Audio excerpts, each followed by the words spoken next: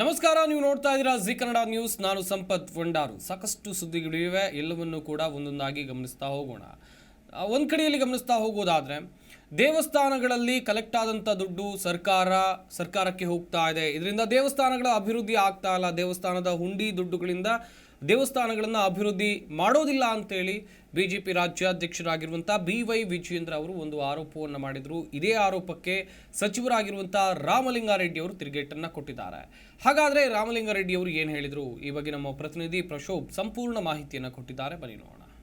ನಿನ್ನೆ ವಿಧಾನಸಭೆಯಲ್ಲಿ ಒಂದು ಧಾರ್ಮಿಕ ದತ್ತಿ ಇಲಾಖೆಗೆ ಸಂಬಂಧಪಟ್ಟಿದಂತಹ ಒಂದು ವಿಧೇಯಕವನ್ನು ಸಚಿವರಾದ ರಾಮಲಿಂಗಾರೆಡ್ಡಿ ಅವರು ಪಾಸ್ ಮಾಡಿದರು. ಈ ವಿಧೇಯಕದ ಒಂದು ತಿದ್ದುಪಡಿ ವಿಧೇಯಕದ ಪ್ರಕಾರ ಏನು ಅಂತ ಹೇಳಿದ್ರೆ, ಇನ್ನು ಮುಂದೆ ಯಾವುದೇ ಒಂದು ಸರ್ಕಾರಿ ದೇವಸ್ಥಾನಗಳು ಅಂದರೆ ABC ಯಾವುದೇ ದೇವಸ್ಥಾನಗಳಿರ್ಬೋದು, ಅದು ಒಂದು ವೇಳೆ 10 ಲಕ್ಷಕ್ಕೂ ಮೀರಿದಂತೆ 99 ಅಥವಾ 1 ಕೋಟಿ ಕೆಳಗಿನ ಆದಾಯ ಏನಿರುತ್ತೋ ಆ ಆದಾಯ ಏನಾದರೂ ಆ ದೇವಸ್ಥಾನಗಳಿಗೆ ಬಂದರೆ 5% ಒಂದು ತೆರಿಗೆಯನ್ನು ಸರ್ಕಾರಕ್ಕೆ ಅಥವಾ ಒಂದು ಧಾರ್ಮಿಕ ಪರಿಷತ್ ಅಂತ ಏನಿದೆ ಆ ಒಂದು ಪರಿಷತ್ಗೆ ಕಟ್ಟಬೇಕಾಗತ್ತೆ ಅನ್ನೋ ಒಂದು ತಿದ್ದುಪಡಿ ವಿಧೇಯಕವನ್ನು ಪಾಸ್ ಮಾಡಿದ್ರು. ಸೊ ಇವತ್ತು ಬೆಳಗ್ಗೆ BJP ರಾಜ್ಯಾಧ್ಯಕ್ಷರಾದ ವಿಜೇಂದ್ರ ಅವರು ಒಂದು ಟ್ವೀಟ್ ಮಾಡ್ತಾರೆ. ಏನು ಅಂತ ಹೇಳಿದ್ರೆ, ಸರ್ಕಾರದ ಬೊಕ್ಕಸದಲ್ಲಿ ಹಣ ಕೊರತೆ ಇದೆ ಮತ್ತು ದಿವಾಳಿ ಆಗಿದೆ. ಸೊ ಈ ಕಾರಣದಿಂದ ದೇವಸ್ಥಾನಗಳ ದುಡ್ಡನ್ನು ಸರ್ಕಾರ ಪಡಿಬೇಕಾಗಿರುವಂಥ ಚಿಂತನೆಯಲ್ಲಿದೆ. ಸೊ ಈ ಹಿನ್ನೆಲೆಯಲ್ಲಿ ಈ ಒಂದು ವಿಧೇಯಕನ ಪಾಸ್ ಮಾಡಿರುವಂಥ ಒಂದು ಹೇಳೋ ಮೂಲಕ ಹೊಸದೊಂದು ವಿವಾದವನ್ನು BJP ಅವರು ಹುಟ್ಟಾಕಿದ್ದಾರೆ. ಆದರೆ ನೈಜತೆ ಏನು ಅಂತ ಇವತ್ತು ರಾಮಲಿಂಗಾರೆಡ್ಡಿ ಅವರು ಸ್ಪಷ್ಟನೆ ಕೊಟ್ಟರು. ಆ ಪ್ರಕಾರ ಏನು ಅಂತ ಹೇಳೋದಾದರೆ, ಈ ಹಿಂದೆ ಇದ್ದಂಥ ವಿಧೇಯಕದ ಪ್ರಕಾರ 10 ಲಕ್ಷದ ಒಳಗೆ ಯಾವುದೇ ದೇವಸ್ಥಾನ ಆದಾಯ ಬರ್ತಾ ಇದ್ದರೆ ಆ ದೇವಸ್ಥಾನಗಳು 5% ಮಾತ್ರ ಕಟ್ಟಬೇಕು. ಆದರೆ ಈಗ ಅದನ್ನು 10 ಲಕ್ಷಕ್ಕೆ ಏರಿಸೋ ಮೂಲಕ ಎಲ್ಲೋ ಒಂದು ಕಡೆ ಒಂದಷ್ಟು ಬ್ರ್ಯಾಕೆಟ್ನ ಜಾಸ್ತಿ ಮಾಡಿದ್ದೀವಿ. ಜೊತೆಗೆ BJP ಅವರು ಹೇಳುವ ಪ್ರಕಾರ ಯಾವುದೇ ಪರಿಸ್ಥಿತಿಯಲ್ಲೂ ಸರ್ಕಾರದ ಅಡಿಯಲ್ಲಿ ಬರುವಂಥ ಯಾವುದೇ ದೇವಸ್ಥಾನಗಳ ಒಂದು ಆದಾಯವನ್ನು ಅಥವಾ ಅಲ್ಲಿ ದೇವಸ್ಥಾನಗಳಿಂದ ಬರುವಂಥ ತೆರಿಗೆ ಹಣವನ್ನು ನಾವು ಇತರೆ ಕಾರ್ಯಕ್ರಮಗಳಿಗೆ ಅದನ್ನು ತಗೊಳ್ಳೋಕ್ಕೆ ಬರೋದಿಲ್ಲ. ಇದಕ್ಕೆ ಕಟ್ಟುನಿಟ್ಟಾದ ಒಂದು ನಿಯಮಗಳು ಇದೆ. ಈ ಪ್ರಕಾರ ಏನು ಮಾಡ್ತೀವಿ ಅಂದರೆ, ಅಲ್ಲಿ ಬರುವಂಥ ತೆರಿಗೆನ ಆ ದೇವಸ್ಥಾನಕ್ಕೆ ಅಥವಾ ಅದಕ್ಕೆ ಸಂಬಂಧಪಟ್ಟ ಅರ್ಚಕರಾಗಿರ್ಬೋದು ಅಥವಾ ಆ ಒಂದು ಅಭಿವೃದ್ಧಿಗೆ ನಾವು ಮೀಸಲಿಡ್ತೀವಿ ಅಂತ ಇವತ್ತು ರಾಮಲಿಂಗಾರೆಡ್ಡಿ ಅವರು ಹೇಳಿದ್ದಾರೆ. ಸೊ ಈ ಪ್ರಕಾರ ರಾಮಲಿಂಗಾರೆಡ್ಡಿ ಅವರು ಹೇಳೋದು ಏನು ಅಂತ ಹೇಳಿದ್ರೆ, ಆ ತೆರಿಗೆ ಹಣವನ್ನು ತೆಗೆದುಕೊಂಡು ಒಂದು ವೇಳೆ ಆ ಒಂದು ದೇವಸ್ಥಾನಗಳಲ್ಲಿ ಅರ್ಚಕರು ಮೃತಪಟ್ಟರೆ, ಈ ಹಿಂದೆ ಕೇವಲ 35,000 ಅಷ್ಟೇ ಕೊಡ್ತಾಯಿದ್ರು, ಈಗ 2 ಲಕ್ಷಕ್ಕೆ ಅದನ್ನು ಏರಿಸಿದ್ದೀವಿ. ಇದ್ರ ಜೊತೆಗೆ ಕಾಶಿ ಯಾತ್ರೆ ಇರ್ಬೋದು ಅಥವಾ ಅರ್ಚಕರ ಮಕ್ಕಳಿಗೆ ಒಂದಷ್ಟು ವಿದ್ಯಾರ್ಥಿ ವೇತನ ಇರ್ಬೋದು, ಈ ರೀತಿ ಒಂದಷ್ಟು ಸಪೋರ್ಟಿವ್ ಆಗಿರೋವಂಥ ಒಂದಷ್ಟು ಯೋಜನೆಗಳನ್ನ ನಾವು ತರ್ತೀವಿ. BJP ಎಲ್ಲೊಂದು ಕಡೆ ಎಲ್ಲದರಲ್ಲೂ ಒಂದು ರಾಜಕೀಯ ಹುಡುಕ್ತಾ ಇದೆ. ತಿರುಳು ಇಲ್ಲದೆ ಇರುವಂಥ ಒಂದು ಆರೋಪಗಳನ್ನ ಮಾಡೋ ಮೂಲಕ ಎಲ್ಲೊಂದು ಕಡೆ ವಿಜೇಂದ್ರ ಅವರಿಗೆ ರಾಜಕೀಯ ಪ್ರಬುದ್ಧತೆ ಇಲ್ಲ ಅನ್ನುವಂಥ ಹೇಳಿಕೆಯನ್ನು ಕೊಟ್ಟಿದ್ದಾರೆ. ಸೊ ಎಲ್ಲೋ ಒಂದು ಕಡೆ ಈ ಒಂದು ವಿವಾದ ಚುನಾವಣೆ ಇಶ್ಯೂ ಆಗೋದ್ರಲ್ಲಿ ಎರಡನೇ ಮಾತಿಲ್ಲ. ಆದರೆ ಈ ಒಂದು ವಿಧೇಯಕ ಏನು ನಿನ್ನೆ ಪಾಸ್ ಆಯಿತು, ಆ ಒಂದು ವಿಧೇಯಕ ಈ ಹಿಂದೆ ಏನಿತ್ತು ಹಾಗೂ ಈಗೇನಿದೆ ಅನ್ನೋ ಒಂದು ಸ್ಪಷ್ಟನೆಯನ್ನು ರಾಮಲಿಂಗಾರೆಡ್ಡಿ ಅವರು ಕೊಟ್ಟಿದ್ದಾರೆ. ಆದರೆ ಈ ಒಂದು ವಿವಾದನ BJP ಅವರು ಯಾವ ರೀತಿ ಮುಂದುವರಿಸ್ತಾರೆ ಅಥವಾ ಇಲ್ಲೇ ಕೈ ಬಿಡ್ತಾರಾ ಅನ್ನೋದು ಕಾದು ನೋಡಬೇಕಾಗಿದೆ. ಬೆಂಗಳೂರಿನಿಂದ ಪ್ರಶೋಭ್ ದೇವನಹಳ್ಳಿ, ಈ ನ್ಯೂಸ್ ಕನ್ನಡಗೆ. ಮುದ್ದಹನುಮೇಗೌಡರು ಕಾಂಗ್ರೆಸ್ ಸೇರುವ ತೀರ್ಮಾನವನ್ನು ಕೈಗೊಂಡಿದ್ದಾರೆ. ಈ ಬಗ್ಗೆ ಮಾಜಿ ಸಚಿವ JC ಮಾಧುಸ್ವಾಮಿ ಅವರು ಕೂಡ ಮಾತನಾಡಿದ್ದಾರೆ. ಅವರು ಈ ನಿರ್ಧಾರವನ್ನು ಯಾಕೆ ತೆಗೆದುಕೊಂಡ್ರು ಅಂತ ಗೊತ್ತಿಲ್ಲ. ರಾಜಕೀಯದಲ್ಲಿ ಸ್ವಲ್ಪ ಸಮಾಧಾನದಿಂದ ಇದ್ದರೆ ಏನು ಬೇಕಾದರೂ ಸಾಧಿಸಬಹುದು ಅಂತೇಳಿ JC ಮಾಧುಸ್ವಾಮಿ ಅವರು ಹೇಳಿಕೆಯನ್ನು ಕೊಟ್ಟಿದ್ದಾರೆ. ಒಟ್ಟಾರೆ ನೋಡ್ತಾ ಹೋಗೋದಾದರೆ, ತುಮಕೂರು ಲೋಕಸಭೆ ಚುನಾವಣೆಯ ಕಾವು, ಟಿಕೆಟ್ ವಿಚಾರ ಎಲ್ಲವೂ ಕೂಡ ದಿನದಿಂದ ದಿನಕ್ಕೆ ಜೋರಾಗ್ತಾ ಇದೆ. ಈ ಬಗ್ಗೆ ಮಾಹಿತಿಯನ್ನು ಕೊಟ್ಟಿದ್ದಾರೆ ನಮ್ಮ ತುಮಕೂರು ಜಿಲ್ಲೆಯ ಪ್ರತಿನಿಧಿ ಯೋಗೀಶ್. ಬನ್ನಿ ನೋಡೋಣ.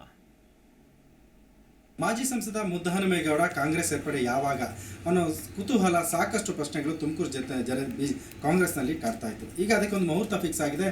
ಇವತ್ತು ಬೆಂಗಳೂರಿನಲ್ಲಿ ಮುದ್ದಹನುಮೇಗೌಡರು ಕಾಂಗ್ರೆಸ್ನ ಅಧಿಕೃತವಾಗಿ ಸೇರ್ಪಡೆ ಆಗ್ತಾ ಇದ್ದಾರೆ.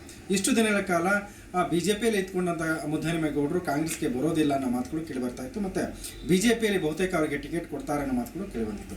ಆದರೆ ಮುದ್ದಹನುಮೇಗೌಡರಿಗೆ ಇಲ್ಲಿ ಸ್ಥಳೀಯವಾಗಿ ಕೂಡ ಹಾಲಪ್ಪ ಸೇರಿದಂತೆ ಸಾಕಷ್ಟು ಜನರು ವಿರೋಧವನ್ನು ವ್ಯಕ್ತಪಡಿಸಿದರು ಕಾಂಗ್ರೆಸ್ ಸೇರ್ಪಡೆ ವಿಚಾರವಾಗಿ. ಇದಾದ ನಂತರ ಮತ್ತೆ ಮುನ್ನೆಲೆಗೆ ಬಂದಿದೆ ಮುದ್ದಹನುಮೇಗೌಡರ ಕಾಂಗ್ರೆಸ್ ಪಕ್ಷದ ಸೇರ್ಪಡೆ ವಿಚಾರ.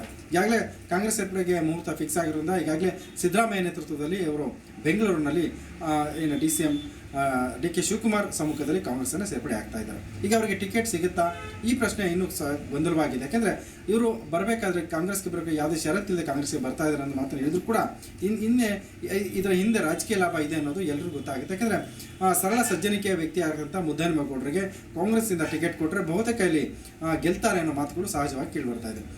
ಈಗ ನಿನ್ನೆಯಷ್ಟೇ ಏನು ಬಿಜೆಪಿಯ ಪ್ರಾಥಮಿಕ ಸದಸ್ಯಕ್ಕೆ ರಾಜೀನಾಮೆ ಕೊಟ್ಟಿರ್ತಕ್ಕಂಥ ಮುದ್ದಹನುಮೇಗೌಡರು ಈಗ ಜಿಲ್ಲೆಯಲ್ಲಿ ಯಾವ ರೀತಿ ಕಮಾಲ್ ಮಾಡ್ತಾರೆ ನೋಡಬೇಕು. ಈಗಾಗಲೇ ತುಮಕೂರಿನಲ್ಲಿ ಟಿಕೆಟ್ ರೇಸ್ನಲ್ಲಿ ಸಾಕಷ್ಟು ಜನರಿದ್ದಾರೆ. ಏನಂದರೆ ಮುರಳೀಧರ್ ಹಾಲಪ್ಪ, ನಿಕೇತ್ ರಾಜ್, ಈ ಗೌರಿಶಂಕರ್ ಮತ್ತು ಭಾರತಿ ಶ್ರೀನಿವಾಸ್, ಹೀಗೆ ಹಲವಾರು ಹೆಸರುಗಳು ತುಮಕೂರು ಜಿಲ್ಲೆಯಲ್ಲಿ ಲೋಕಸಭಾ ಟಿಕೆಟ್ಗಾಗಿ ಹೆಸರು ಕೇಳಿ ಬರ್ತಾ ಇದೆ. ಆದರೆ ಅಂತಿಮವಾಗಿ ಯಾರಿಗೆ ಟಿಕೆಟ್ ಸಿಗುತ್ತೆ ಅನ್ನೋದು ಗೊತ್ತಾಗ್ತಾ ಇಲ್ಲ. ಈಗಾಗಲೇ ಏನು ಬೇಷರತ್ತಾಗಿ ಕಾಂಗ್ರೆಸ್ಗೆ ಬರ್ತಾ ಇದ್ದಾರೆ ಅಂತ ಹೇಳಿದ್ರು ಕೂಡ ಮುಂದಿನ ದಿನಗಳಲ್ಲಿ ಇವರಿಗೆ ಮುದ್ದಹನುಮೇಗೌಡರಿಗೆ ಟಿಕೆಟ್ ಸಿಗುತ್ತಾ ಇಲ್ವ ಅನ್ನೋದು ಹೈಕಮಾಂಡ್ ನಿರ್ಧಾರ ಮಾಡಬೇಕಾಗುತ್ತೆ. ಒಂದು ವೇಳೆ ಮುದ್ದಹನುಮೇಗೌಡರಿಗೆ ಅಥವಾ ಕಾಂಗ್ರೆಸ್ನಲ್ಲಿ ಟಿಕೆಟ್ ಸಿಕ್ಕರೆ ಮುಂದಿನ ಅಂದರೆ ತುಮಕೂರು ಜಿಲ್ಲೆಯಲ್ಲಿರ್ತಕ್ಕಂಥ ಕಾಂಗ್ರೆಸ್ ನಾಯಕರ ನಡೆ ಯಾವ ರೀತಿ ಆಗಿರುತ್ತೆ, ಒಳಹೇಟುಗಳು ಕೊಡ್ತಾರಾ ಅಥವಾ ಎಲ್ಲರೂ ಸಂಘಟಿತರಾಗಿ ಮುದ್ದಹನುಮೇಗೌಡರು ಗೆಲ್ಲಿಸೋದಕ್ಕೆ ಒಟ್ಟು ಸಂಘಟಿತರಾಗಿ ನಿಲ್ತಾರಾ, ಎಲ್ಲವನ್ನೂ ಕೂಡ ಸದ್ಯದಲ್ಲೇ ತೀರ್ಮಾನ ಆಗುತ್ತೆ. ಮಹಿಳೆಯರ ಬಗ್ಗೆ ದರ್ಶನ್ ಕೆಟ್ಟದಾಗಿ ಮಾತನಾಡಿದ್ದಾರೆ ಎನ್ನುವಂಥ ಆರೋಪ ಕೇಳಿಬಂದಿದೆ. ಹೀಗಾಗಿ ಮಹಿಳಾ ಆಯೋಗಕ್ಕೂ ಕೂಡ ದೂರನ್ನು ಕೊಟ್ಟಿದೆ ಒಂದು ಸಂಘಟನೆಯವರು. ಸಾಕಷ್ಟು ಆಕ್ರೋಶವನ್ನು ವ್ಯಕ್ತಪಡಿಸಿದ್ರು. ನಾವು ಕೂಡ ದರ್ಶನ್ ಫ್ಯಾನ್, ಆದರೆ ಈ ರೀತಿಯಾಗಿ ಹೇಳಿಕೆ ಕೊಡೋದು ಸರಿಯಲ್ಲ ಎನ್ನುವುದಾಗಿ ಅವರು ಆಕ್ರೋಶವನ್ನು ವ್ಯಕ್ತಪಡಿಸಿದ್ದಾರೆ. ಹಾಗಾದರೆ ದರ್ಶನ್ ವಿರುದ್ಧ ದೂರನ್ನು ಕೊಟ್ಟವರು ಯಾರು? ಈ ಬಗ್ಗೆ ಹೆಚ್ಚಿನ ಮಾಹಿತಿಯನ್ನು ಕೊಟ್ಟಿದ್ದಾರೆ ನಮ್ಮ ಪ್ರತಿನಿಧಿ ಯಶೋಧ. ಬನ್ನಿ ನೋಡೋಣ.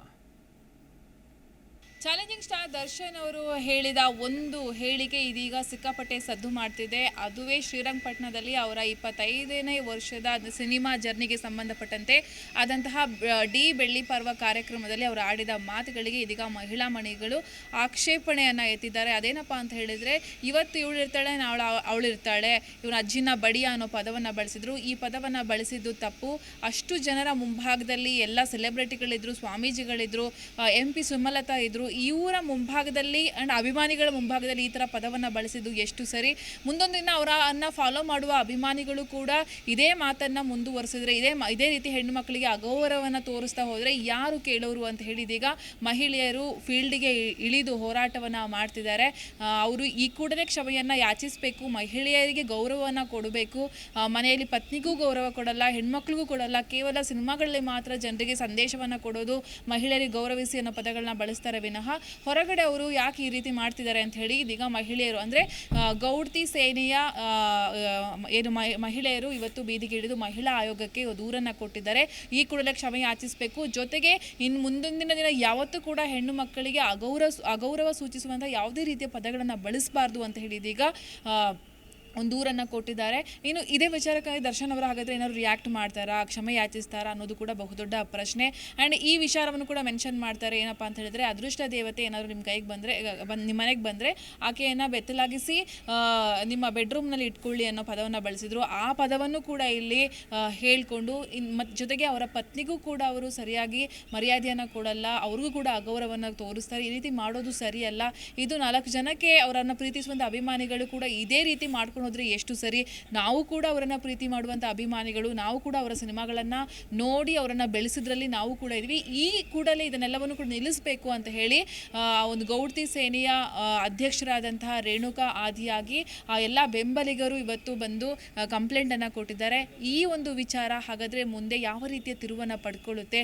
ದರ್ಶನ್ ಅವರು ಏನಾದರೂ ಕ್ಷಮೆಯನ್ನು ಕೇಳ್ತಾರಾ ಅನ್ನೋದನ್ನು ಕಾದು ನೋಡಬೇಕು. ಕ್ಯಾಮ್ರಾ ಪರ್ಸನ್ ನಾಗರಾಜ್ ಜೊತೆ ಯಶೋಧ ಪೂಜಾರಿ, ಬೆಂಗಳೂರು. ಬೇಸಿಗೆ ತಿಂಗಳು ಇನ್ನೂ ಆರಂಭ ಆಗಿಲ್ಲ, ಆದರೆ ಬೆಂಗಳೂರಿನಲ್ಲಿ ಕುಡಿಯುವ ನೀರಿನ ಸಮಸ್ಯೆ ಉದ್ಭವವಾಗಿದೆ. ಸಾಕಷ್ಟು ಜನ ನೀರಿಲ್ಲದೆ ಪರದಾಡ್ತಾ ಇದ್ದಾರೆ. ಇದರ ನಡುವೆ BBMP ಹೊಸದೊಂದು ನಿರ್ಧಾರಕ್ಕೆ ಕೈಗೊಂಡಿದೆ. ಹಳ್ಳಿಗಳಲ್ಲಿ ನೀರಿನ ಸಮಸ್ಯೆ ಆಗಬಾರ್ದು ಎನ್ನುವಂಥ ನಿಟ್ಟಿನಲ್ಲಿ ಒಂದಷ್ಟು ಸಿದ್ಧತೆಗಳನ್ನು ಮಾಡಿಕೊಳ್ತಾ ಇದ್ದಾರೆ. ಹಾಗೆಯೇ ಬೇಸಿಗೆಗಾಲದಲ್ಲಿ ಯಾವ ರೀತಿಯಾದಂಥ ಪರಿಸ್ಥಿತಿ ನೀರಿನ ವಿಚಾರದಲ್ಲಿ ಬೆಂಗಳೂರಿನಲ್ಲಿ ಸೃಷ್ಟಿ ಆಗಬಹುದು, ದೊಡ್ಡ ಮಟ್ಟದ ಚಿಂತೆ ಎಲ್ಲರಲ್ಲೂ ಕೂಡ ಕಾಡ್ತಾ ಇದೆ. ಈ ಬಗ್ಗೆ ನಮ್ಮ ಪ್ರತಿನಿಧಿ ಮಂಜುನಾಥ್ ಮಾಹಿತಿಯನ್ನು ಕೊಟ್ಟಿದ್ದಾರೆ. ಬನ್ನಿ ನೋಡೋಣ. 110 ಹಳ್ಳಿಗಳಲ್ಲಿ ಸೇರ್ಪಡೆಯಾಗಿದ್ದು ಬೃಹತ್ ಬೆಂಗಳೂರು ಮಹಾನಗರ ಪಾಲಿಕೆಗೆ ಹೊಸದಾಗಿ ಸೇರ್ಪಡೆ ಆಗಿರುವಂತಹ 110 ಹಳ್ಳಿಗಳಿಗೆ ಹೊಸ ಗಿಫ್ಟ್ ಅನ್ನ ಕೊಡ್ಲಿಕ್ಕೆ BBMP ಮುಂದಾಗಿದೆ. ಈಗೇನು ಬಿಸಿಲಿನ ಅಭಾವದ ಜೊತೆಗೆ ನೀರಿನ ಸಮಸ್ಯೆ ಏನು ಕಾಡ್ತಾ ಇದೆಯೋ ಆ ನೀರಿನ ಸಮಸ್ಯೆ 110 ಹಳ್ಳಿಗಳಿಗೆ ಕಾಡಬಾರದು ಎನ್ನುವಂತ ನಿಟ್ಟಿನಲ್ಲಿ 40 ಕೋಟಿ ಅನುದಾನವನ್ನ BBMP ಕೊಡುವಂತ ಕೆಲಸ ಮಾಡ್ತಾ ಇದೆ. BWSSB ಒಂದು ಮಾಹಿತಿ ಮೇರೆಗೆ BWSSB ಮನವಿ ಮೇರೆಗೆ 40 ಕೋಟಿ ಅನುದಾನವನ್ನ ಬಿಡುಗಡೆ ಮಾಡಿರುವಂತಹ BBMP ಏನಿದೆ ಒಂದಷ್ಟು ಕಂಡೀಷನ್ಗಳನ್ನು ಕೂಡ ಹಾಕಲಾಗಿದೆ. 110 ಹಳ್ಳಿಗಳಲ್ಲಿ ಎಲ್ಲೆಲ್ಲಿ ನೀವು ನೀರನ್ನ ತೆಗೆಯುವಂತ ಕೆಲಸ ಮಾಡ್ತಿರೋ, ಬೋರ್ವೆಲ್ಗಳನ್ನ ಕೊರೆಸುವಂತ ಕೆಲಸ ಮಾಡ್ತಿರೋ, ಅಲ್ಲಿ ಬೋರ್ವೆಲ್ಗಳಲ್ಲಿ ಕೊರೆಸುವಂತ ಸಂದರ್ಭದಲ್ಲಿ ಕಡಾಖಂಡಿತವಾಗಿ ನೀರು ಬರಲೇಬೇಕು. ನೀರು ಬರದೇ ಇದ್ದ ಪಕ್ಷದಲ್ಲಿ ನಾವು ಬಿಲ್ಗಳನ್ನ ಯಾವುದೇ ಕಾರಣಕ್ಕೂ ಕೂಡ ಪಾವತಿ ಮಾಡೋದಿಲ್ಲ. ಬಾಕಿ ಬಿಲ್ಗಳು ಎನ್ನುವಂತ ನಿಟ್ಟಿನಲ್ಲಿ ನೀವು ಎತ್ಕೊಂಡು ಬಂದರೂ ಕೂಡ ನಾವು ಬಿಲ್ಗೆ ಅಮೌಂಟ್ ಅನ್ನ ಕೊಡ್ಲಿಕ್ಕೆ ಸಾಧ್ಯ ಆಗೋದಿಲ್ಲ ಎನ್ನುವಂತ ನಿಟ್ಟಿನಲ್ಲೂ ಕೂಡ BBMP ಆಯುಕ್ತರಾಗಿರುವಂತಹ ತುಷಾರ್ ಗಿರಿನಾಥ್ ಅವರು ಕೂಡ ಎಚ್ಚರಿಕೆಯನ್ನ ಕೊಟ್ಟಿರುವಂತದ್ದು. ಇದ್ರ ಜೊತೆಗೆ ಟೆಂಡರ್ ನ ಪಡೆಯುವಂತಹ ಏನು ಕಂಪನಿಗಳಿರ್ತವೋ ಅವು ನಿಖರವಾದಂತಹ ಜಾಗದಲ್ಲೇ ಬೋರ್ವೆಲ್ಗಳನ್ನ ಕೊರೆಸಬೇಕು. ಬೋರ್ ಕೊರೆಸಿದಂತಹ ಜಾಗದಲ್ಲಿ ನೀರು ಬರಲೇಬೇಕು. ನೀರು ಬಂದರೆ ಮಾತ್ರ ನಾವು ಬಿಲ್ಗಳನ್ನ ಪಾವತಿ ಮಾಡ್ತೇವೆ ಎನ್ನುವಂತ ನಿಟ್ಟಿನಲ್ಲಿ ಎಚ್ಚರಿಕೆ ಕೊಟ್ಟಿರುವಂತಹ ಕಾರಣ ಎನ್ನುವಂಥದ್ದು ಏನಿದೆಯೋ ಆ ಕಾರಣದಿಂದಾಗಿ BWSSB ಅಧಿಕಾರಿಗಳು ಕೂಡ ಸೂಕ್ತವಾದಂತಹ ಒಂದು ಕಂಪನಿಗೆ ಟೆಂಡರ್ ಅನ್ನ ಕೊಡಬೇಕು. ಜೊತೆಗೆ ಎಲ್ಲಿ ಬೋರು ಬಿಲ್ ಪಾಯಿಂಟ್ ಪಾಸ್ ಆಗುತ್ತೋ, ಎಲ್ಲಿ ನೀರು ಬರುತ್ತೋ, ಎಲ್ಲಿ ಜಲತಜ್ಞರು ಇರ್ತಾರೋ ಆ ಜಲತಜ್ಞರನ್ನ ಕರೆದುಕೊಂಡು ಹೋಗಿ ನಿಖರವಾದಂತಹ ಜಾಗದಲ್ಲಿ ನೀವು ಬೋರ್ವೆಲ್ಗಳನ್ನ ಕೊರೆಸಿದ್ರೆ ಮಾತ್ರ ಬಿಲ್ಗಳು ಪಾವತಿ ಆಗ್ತವೆ ಎನ್ನುವಂತ ನಿಟ್ಟಿನಲ್ಲೂ ಕೂಡ ಸೂಚನೆ ಇರುವಂತಹ ಕಾರಣದಿಂದಾಗಿ ಬೋರ್ವೆಲ್ಗಳನ್ನ ಕೊರೆಸುವಂತದರ ಜೊತೆಗೆ 110 ಹಳ್ಳಿಗಳಿಗೆ ಘೋಷಣೆ ಆಗಿರುವಂತಹ 40 ಕೋಟಿ ಅನುದಾನವಂತ ಎನ್ನುವಂಥದ್ದು ಏನಿದೆಯೋ ಅದು ಸೂಕ್ತವಾದಂತಹ ರೀತಿಯಲ್ಲೇ ಜನರಿಗೆ ತಲುಪಬೇಕು. ನೀರಿನ ಸಮಸ್ಯೆ ಕಾಡಬಾರದು. ಜೊತೆಗೆ ಬಿಸಿಲಿನ ಅಭಾವ ಎನ್ನುವಂತ ನಿಟ್ಟಿನಲ್ಲಿ ನೀರಿನ ಸಮಸ್ಯೆ ಎನ್ನುವಂಥ ದೊಡ್ಡ ಮಟ್ಟದಲ್ಲಿ ಕಾಡ್ತಾ ಇದೆಯೋ ಆ ಕಾಡುವಂತದ್ದಕ್ಕೆ ಬ್ರೇಕ್ ಬೀಳಲೇಬೇಕು ಎನ್ನುವಂತ ನಿಟ್ಟಿನಲ್ಲಿ ಎಚ್ಚರಿಕೆ ಸಂದೇಶವನ್ನು ಕೂಡ ಸದ್ಯ ಈ ಗುತ್ತಿಗೆದಾರರಿಗೆ, ಬೋರ್ವೆಲ್ಗಳನ್ನ ಕೊರೆಸುವಂತ ಗುತ್ತಿಗೆದಾರರಿಗೆ BBMP ಈ ರೀತಿಯಾದಂಥ ಒಂದು ಸಂದೇಶವನ್ನ ಕೊಡುವಂತ ಕೆಲಸ ಒಟ್ಟಾರೆಯಾಗಿ ಮಾಡಿದೆ. ರಸ್ತೆಗಳಲ್ಲಿ ಆನೆಗಳು ರೋಡಿಗಿಳಿದು ಒಂದು ಕಡೆಯಲ್ಲಿ ಲಾರಿಗಳನ್ನು ತಡೆಗಟ್ಟಿರುವ ಘಟನೆ ಚಾಮರಾಜನಗರ ಜಿಲ್ಲೆಯಲ್ಲಿ ನಡೆದಿದೆ.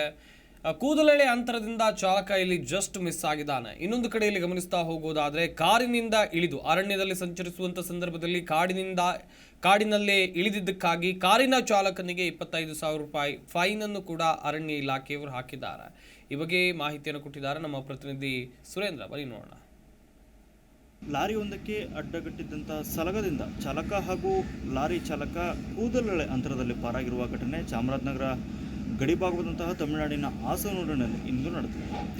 ಪ್ರತಿನಿತ್ಯ ಎಂದಿನಂತೆ ಕಾಡಾನೆಯೊಂದು ರಸ್ತೆಗೆ ಎಂಟ್ರಿ ಕೊಟ್ಟಿದ್ದು, ಈ ವೇಳೆ ಕಬ್ಬಿನ ಲಾರಿಯೊಂದನ್ನು ಅದು ಅಡ್ಡ ಹಾಕಿದೆ. ಕಬ್ಬನ್ನು ತಿನ್ನುತ್ತಿರಬೇಕಾದರೆ ಏಕಾಏಕಿ ಲಾರಿಯಿಂದ ಇಳಿದಂಥ ಚಾಲಕ ಹಾಗೂ ಕ್ಲೀನರ್ ಅವರ ಮೇಲೆ ದಾಳಿ ಮಾಡಲು ಆನೆ ಮುಂದಾಗಿದೆ. ಸದ್ಯ ಬುದ್ಧಿಯನ್ನು ಉಪಯೋಗಿಸಿದಂಥ ಲಾರಿ ಚಾಲಕ ಹಾಗೂ ಕ್ಲೀನರ್ ಅವರು ಆ ಲಾರಿಯ ಸುತ್ತವೇ ಒಂದು ಸುತ್ತು ಬಂದು ಕೊನೆಗೆ ಲಾರಿಯನ್ನು ಏರಿ ಆನೆ ದಾಳಿಯಿಂದ ಬಚಾವಾಗಿದ್ದಾರೆ. ಇಷ್ಟು ದಿನ ಕೇವಲ ಲಾರಿಗಳ ಮೇಲೆ ಅಟ್ಯಾಕ್ ಮಾಡುತ್ತಿದ್ದಂತಹ ಗಜರಾಜ ಇಂದು ಲಾರಿ ಚಾಲಕ ಹಾಗೂ ಕ್ಲೀನರ್ ಮೇಲೆ ದಾಳಿ ಮಾಡಲು ಮುಂದಾದಂಥ ಒಂದು ಆತಂಕಕಾರಿ ಘಟನೆ ನಡೆದಿದೆ. ಇನ್ನು ಈ ಆನೆ ಲಾರಿಯನ್ನು ಅಡ್ಡಹಾಕಿದ ಪರಿಣಾಮ 1 ತಾಸಿಗೂ ಅಧಿಕ ಕಾಲ ಬೆಂಗಳೂರು ದಿಂಡಿಗಲ್ ರಾಷ್ಟ್ರೀಯ ಹೆದ್ದಾರಿಯಲ್ಲಿ ವಾಹನ ಸಂಚಾರ ಅಸ್ತವ್ಯಸ್ತವಾಗಿದ್ದು, ಬಳಿಕ ಅರಣ್ಯ ಇಲಾಖೆ ಅಧಿಕಾರಿಗಳು ಸ್ಥಳಕ್ಕೆ ದೌಡಾಯಿಸಿ ಆ ಆನೆಯನ್ನು ಮತ್ತೆ ಕಾಡಿಗೆ ಅಟ್ಟುವ ಮೂಲಕ ಸುಗಮ ಸಂಚಾರಕ್ಕೆ ಅನುವು ಮಾಡಿಕೊಟ್ಟರು.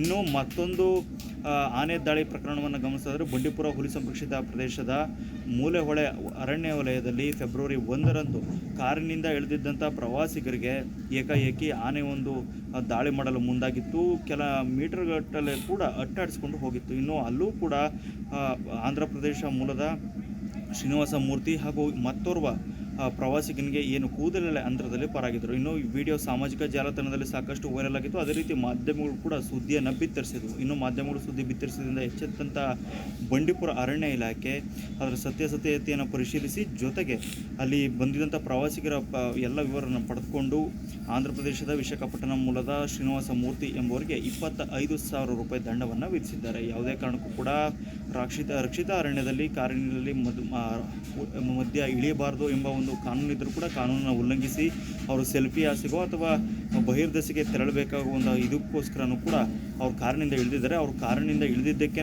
ಆನೆ ದಾಳಿ ಮಾಡಲು ಮುಂದಾಗಿದೆ ಅಂತ ಒಂದು ವಿಚಾರಣೆ ನಡೆಸಿ ಅವ್ರಿಗೆ 25,000 ರೂಪಾಯಿ ದಂಡವನ್ನು ವಿಧಿಸಿದ್ದಾರೆ. ಒಟ್ಟಿನಲ್ಲಿ ಹೇಳಬೇಕು ಅಂದರೆ ಆನೆ ದಾಳಿಯಿಂದ ಬಚಾವಾದರೂ ಕೂಡ ಅರಣ್ಯ ಇಲಾಖೆಯಿಂದ ಫೈನ್ನಿಂದ 2 ವ್ಯಕ್ತಿಗಳು ಬಚಾವಾಗಿಲ್ಲ. Surendra, Zee Kannada news, Chamarajanagar. ಇನ್ನೊಂದು ಕಡೆಯಲ್ಲಿ ಗಮನಿಸ್ತಾ ಹೋಗೋದಾದ್ರೆ ಬೆಂಗಳೂರಿನಲ್ಲಿ ವೃದ್ಧ ದಂಪತಿ ನೇಣು ಬಿಗಿದುಕೊಂಡು ಆತ್ಮಹತ್ಯೆಯನ್ನ ಮಾಡಿಕೊಂಡಿದ್ದಾರೆ ಎನ್ನುವಂಥದ್ದು ಗೊತ್ತಾಗ್ತಾ ಇದೆ. ಅಷ್ಟೇ ಅಲ್ಲದೆ ಆಂಧ್ರ ಮೂಲದವರು ಬೆಂಗಳೂರಿನಲ್ಲಿ ವಾಸ ಇದ್ರು. ಕೆಲವೊಂದಿಷ್ಟು ಕೌಟುಂಬಿಕ ಕಾರಣಗಳಿಂದಾಗಿ ಇವರು ನೇಣು ಬಿಗಿದುಕೊಂಡು ಸುಸೈಡ್ ಮಾಡಿಕೊಂಡಿದ್ದಾರೆ. ಈ ಬಗ್ಗೆ ಹೆಚ್ಚಿನ ಮಾಹಿತಿಯನ್ನು ಕೊಟ್ಟಿದ್ದಾರೆ ನಮ್ಮ ಪ್ರತಿನಿಧಿ ವಿಶ್ವನಾಥ್. ಬನ್ನಿ ನೋಡೋಣ. ಜೀವನದಲ್ಲಿ ಎಷ್ಟೇ ಸಮಸ್ಯೆಗಳು ಕಷ್ಟಗಳು ಬಂದರೂ ಕೂಡ ಅದನ್ನು ಎದುರಿಸ್ಕೊಂಡು ಹೋಗುವಂತಹ ನಿಟ್ಟಿನಲ್ಲಿ ಜೀವನವನ್ನು ಮಾಡಲೇಬೇಕಾಗತ್ತೆ. ಆದರೆ ಇಲ್ಲೊಬ್ಬ ವೃದ್ಧ ದಂಪತಿ 50 ವರ್ಷಗಳ ತುಂಬು ಜೀವನವನ್ನು ನಡೆಸಿ ಇವತ್ತು ನೇಣಿಗೆ ಶರಣಾಗಿರುವಂತಹ ಪ್ರಕರಣ ಬೆಳಕಿಗೆ ಬಂದಿರುವಂಥದ್ದು. ಚೆನ್ನಮ್ಮನಕೆರೆ ಅಚ್ಚುಕಟ್ಟು ಪೊಲೀಸ್ ಠಾಣಾ ವ್ಯಾಪ್ತಿಯಲ್ಲಿ ಆತ್ಮಹತ್ಯೆಗೆ ಶರಣಾಗಿದ್ದಾರೆ ವೃದ್ಧ ದಂಪತಿ. 84 ವರ್ಷದ ಕೃಷ್ಣಂ ರೆಡ್ಡಿ ಹಾಗೇನೆ ಸರೋಜಮ್ಮ 78 ವರ್ಷ ಏನಿದ್ದಾರೆ, ಇವರು ಒಂದೇ ಕಿಟಕಿಗೆ ನೇಣು ಬಿಗಿದುಕೊಂಡು ಆತ್ಮಹತ್ಯೆಗೂ ಕೂಡ ಶರಣಾಗಿರುವಂಥದ್ದು. ಇಂದು ಬೆಳಗ್ಗೆ 5:30 ಸುಮಾರಿಗೆ ಸ್ಥಳೀಯರು ಬಂದು ಬಾಗಿಲನ್ನು ಬಡಿದಂತಹ ಸಂದರ್ಭದಲ್ಲಿ ಇವರು ಬಾಗಿಲನ್ನು ಕೂಡ ತೆರೆದಿರಲ್ಲ. ಹೀಗಾಗಿ ಅನುಮಾನ ಬಂದು ಕಿಟಕಿಯನ್ನು ಓಪನ್ ಮಾಡಿ ನೋಡಿದಾಗ ಇವರು ಮೃತಪಟ್ಟಿರೋದು ಕೂಡ ಗೊತ್ತಾಗಿದೆ. ಆ ನೇಣಿನ ಕುಣಿಕೆಗೆ ತಮ್ಮ ಕುತ್ತಿಗೆಯನ್ನು ಕೊಟ್ಟಿರೋದು ಕೂಡ ಗೊತ್ತಾಗಿರುವಂಥದ್ದು. ಹೀಗಾಗಿ ಸ್ಥಳೀಯರು ಕೂಡ ತಕ್ಷಣಕ್ಕೆ ಪೊಲೀಸರಿಗೂ ಕೂಡ ಮಾಹಿತಿಯನ್ನು ಕೊಡ್ತಾರೆ. ಪೊಲೀಸರು ಕೂಡ ಸ್ಥಳಕ್ಕೆ ಬಂದು ಪರಿಶೀಲನೆಯನ್ನು ನಡೆಸಿದ್ದಾರೆ. ಆದರೆ ಆತ್ಮಹತ್ಯೆಗೆ ನಿಖರ ಕಾರಣ ಕೂಡ ಇನ್ನೂ ತಿಳಿದು ಬಂದಿಲ್ಲ. ಇನ್ನು ಇವರಿಗೆ ಅಶೋಕ್ ಅನ್ನೋ ಮಗ ಕೂಡ ಇದ್ದಾನೆ, ಅದೇ ರೀತಿ ಮಗಳು ಕೂಡ ಇರುವಂಥದ್ದು. ಇಬ್ಬರಿಗೂ ಕೂಡ ಮದುವೆ ಆಗಿದೆ, ಇಬ್ಬರು ಕೂಡ ಪ್ರತ್ಯೇಕವಾಗಿ ಜೀವನವನ್ನು ಕೂಡ ನಡೆಸ್ತಾ ಇದ್ದಾರೆ ಅನ್ನೋ ಒಂದು ಮಾಹಿತಿ ಕೂಡ ಇದೆ.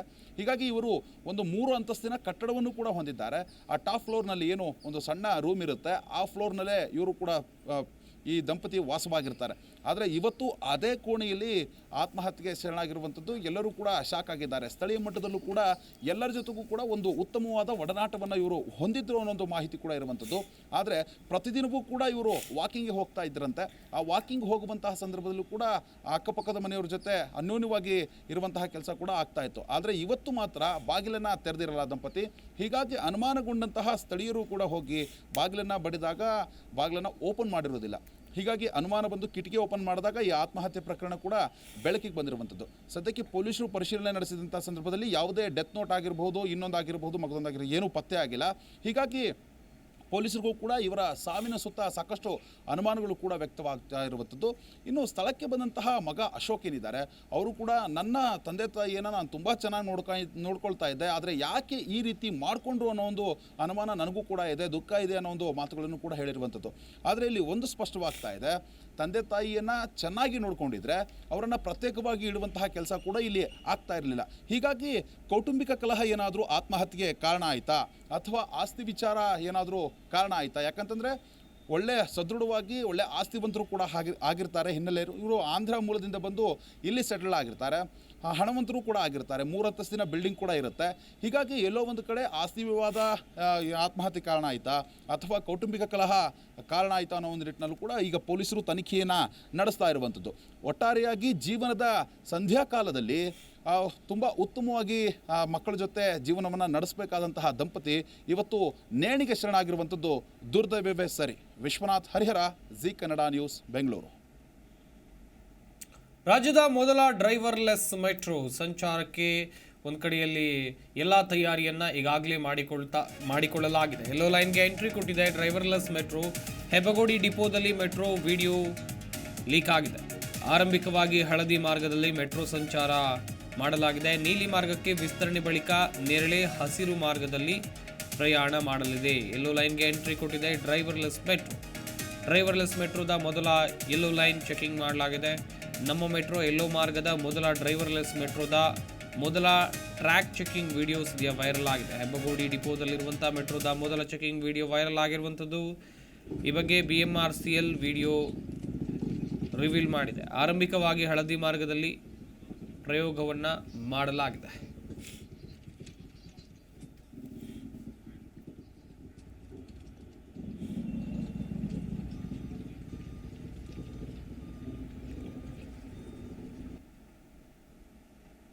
ಇದು ಈ ಕ್ಷಣದ ನ್ಯೂಸ್ ಅಪ್ಡೇಟ್ಸ್. ನೋಡ್ತಾ ಇರಿ ಜಿ ಕನ್ನಡ ನ್ಯೂಸ್, ಸತ್ಯವೇ ಸುದ್ದಿಯ ಜೀವಾಳ.